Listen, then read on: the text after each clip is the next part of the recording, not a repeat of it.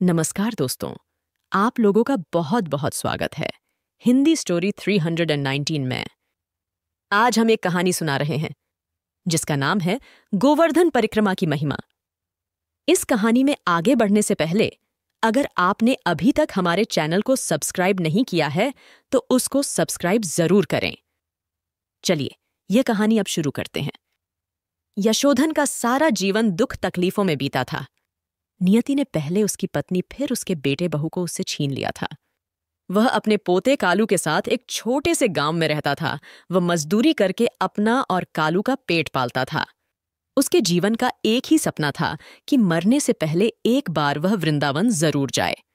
इसके लिए उसने कुछ पैसे भी जोड़ रखे थे। इस बार दिवाली पर उसका पड़ोसी उसे वृंदावन चलने के लिए कहता है तो वह उत्साहित हो जाता है। यशोधन कहता है कि मैं तो कब से वृंदावन जाना चाहता हूं, ठाकुर जी बुलाए तो। पदेर ढोसी बोला, तो सोचो मत समझो कि बुलावा आ गया है दादू, मेरे साथ चलो। यशोधन हामी भर देता है। वे तीनों वृंदावन जाने के लिए निकलने ही वाले थे कि भयंकर बरसात शुरू हो जाती है। पड़ोसी कहता है, दादू ऐसे खराब मौसम में निकलना ठीक नहीं है, हम बाद में चलेंगे। जान है तो जहान है। यशोधन कुछ सोचकर बोला, तुमने ही तो कहा था बुलावा आ गया है, तो अब मैं कैसे रुक सकता हूं। यह कहकर वह कालू को लेकर घर से निकल जाता है। रास्ते के लिए उसने गुड़ और रोटी रख लिया था। दोनों बस में बैठकर वृंदावन पहुंचे। वहां पर वह एक दुकान के बाहर खड़े थे। बारिश के पानी से उनके कपड़े भीग गए थे और खाने का सामान भी खत्म हो गया था, पर बारिश रुकने का नाम नहीं ले रही थी। सभी अपने घरों में थी, कई घरों में बिजली से जलने वाली लाइट जल रही थी। रात का अंधेरा अपने चरम पर था। तभी कालू अपने पेट पर हाथ रखकर रोने लगा, दादू मुझे भूख लगी है। यशोधन ने रोटी निकालने के लिए अपनी पोटली में हाथ डाला तो देखा कि पोटला खाली है।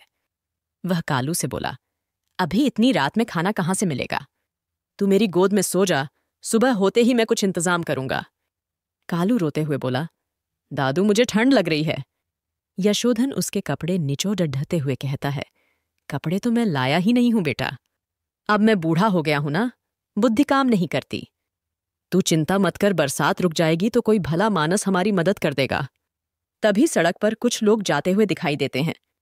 यशोधन उनसे पूछता है कि बारिश में वह कहाँ जा रहे हैं, तो उसे पता चलता है कि गोवर्धन मंदिर के बाहर किसी ने गरीबों के लिए भंडारा कराया है, वे सभी वहां जा रहे हैं। यशोधन भी कालू को लेकर गोवर्धन मंदिर की ओर चल पड़ता है। वह कालू के सिर को एक बड़ी पन्नी से ढक देता है और स्वयं भीगते हुए चलने लगता है। आते जाते लोग उसे खुद पर तरस खाने की सलाह दे रहे थे कि बाबा इस बारिश में क्यों भीग रहे हो, रुक जाओ। पर वह नहीं रुका। वह तो बस कालू की भूख मिटाना चाहता था। अचानक उसे ठोकर लगती है। वह नीचे गिर जाता है और गिरा ही रहता है। कालू रो रो कर उसे उठने के लिए कहता है। यशोधन यह देख रहा था कि उसका पोता उसके लिए कितना चिंतित है। वह भावुक हो जाता है और अपनी सारी शक्ति एकत्रित करके खड़ा हो जाता है। वह लड़खड़ाते हुए गोवर्धन मंदिर की ओर चल पड़ता है और लंबा रास्ता पार करके जैसे तैसे वह मंदिर पहुंच जाता है।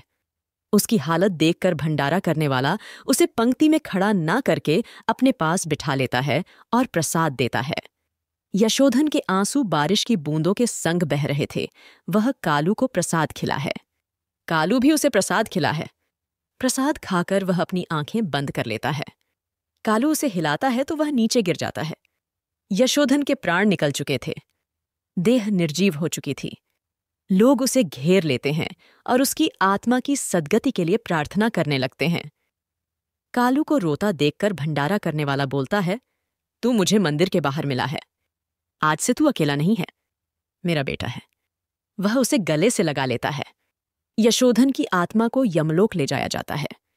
उसके कर्मों का लेखा जोखा देखा जाता है। फिर यमराज उसे कहते हैं, यशोधन तुम धन्य हो, तुम्हें स्वर्ग ले जाया जाएगा। यशोधन ने हाथ जोड़कर कहा, प्रभु मैंने तो कभी भी दान नहीं दिया, पूजा पाठ नहीं की, फिर मुझ पर इतना उपकार कैसे? यमराज ने कहा, तुम्हारा अंत गोवर्धन परिक्रमा के बाद हुआ है। तुम बहुत भाग्यशाली हो यशोधन। यशोधन आंसू पूछते हुए कहता है, सच में मेरा बुलावा आया था, मेरे जीवन भर का सपना पूरा हो गया। गोवर्धन गिरधारी की जय। उसके हाथ जुड़े हुए थे। अगर यह कहानी आपको अच्छी लगी तो कमेंट में अपनी राय जरूर शेयर करें। अगर आप पहली बार हमारे चैनल को देख रहे हैं तो चैनल को सब्सक्राइब जरूर करें। अगर यह वीडियो आपको अच्छा लगा तो इस वीडियो को लाइक और शेयर जरूर करें। धन्यवाद। फिर मिलते हैं एक नई कहानी के साथ।